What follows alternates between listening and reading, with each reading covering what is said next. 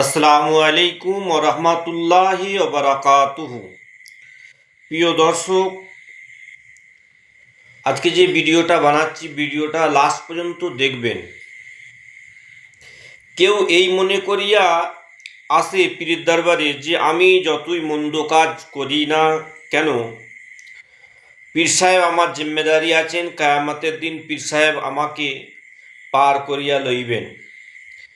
এইরকম উদ্দেশ্য লইয়া মুরিদ হওয়া সম্পূর্ণ ভুল।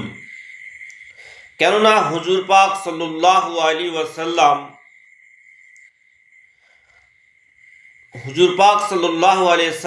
চাইতে বড় পীর আর কেউ নাই। তিনি স্বয়ং নিজের ছোট বেটি হযরত ফাতেমাতু জোহরাকে বলেছিলেন, ইয়া ফাতেমা তু ইন কে জি নাফসিকা মিনান নারি, হে ফাতেমা, দোজখ হইতে তুমি তোমার জীবনকে বাঁচাও। অর্থাৎ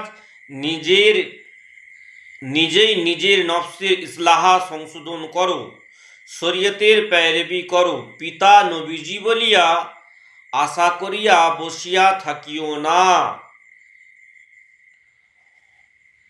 তাহলে বোঝা যাচ্ছে যে নবীর বেটি ফাতেমাতু জোহরাকে আল্লাহ রসুল এইরকম কথা বলেছিলেন। তাহলে আমাদের প্রত্যেকের জন্য শরীয়ত পালন অবশ্যই কর্তব্য, কোনো রকম শরীয়তকে ছাড়া যাবে না।